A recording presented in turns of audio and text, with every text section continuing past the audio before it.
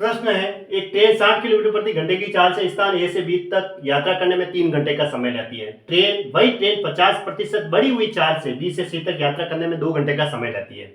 एक बार तो ये ए से बी तक गई, एक बार बी से सी तक गई। पहले इसकी स्पीड थी 60 के पर एच, अब स्पीड है वो बढ़ा दी इसने। कितनी बढ़ाई? 50% बढ़ाई है। तो 60 जो स्पीड थी उसका 150/100 कर दो। ऐसे 50% बढ़ी का मतलब 150/100। इसको इससे सॉल्व किया तो कितनी हो गई? 90 के पर आवर।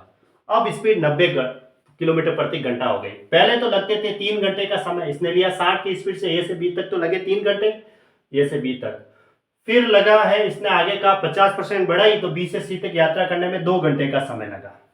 तो देखो दूरी है वो बराबर है, 6 18 180 किलोमीटर हो रही है दूरी, और 90 गुना करते हैं तो 180 किलोमीटर हो रही है दूरी बराबर हो रही है।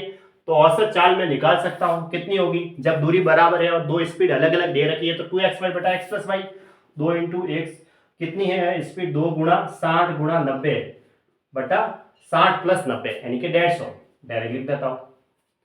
अब ये 0 से 0 तो कट गया, 3 से काट दो, 2 बार है ये 5 बार, ठीक है। 5 को इससे काट दो, 18 दूना 36, 36 दूना 72 किलोमीटर प्रति घंटा। ये इसका आंसर हो गया, ऑप्शन डी राइट है। क्योंकि दूरी बराबर थी, यहां से यहां तक की दूरी भी बराबर दे रखी है, यहां से यहां तक की दूरी भी बराबर है। 90 को 2 से गुणा करेंगे तो 180 किलोमीटर आ रहा है, 60 को 3 से गुणा करेंगे तो 180 किलोमीटर आ रहा है। तो फिर मैंने औसत चाल निकालने के लिए जब दूरी बराबर होती है और दो स्पीड अलग अलग है तो औसत चाल कैसे निकालते हैं? 2xy/x+y। और अगर तीन स्पीड दे रखी है और दूरी बराबर है तो 3xyz/xy+yz+zx, ऐसे औसत चाल निकाल देते हैं ना। ऑप्शन डी सही है।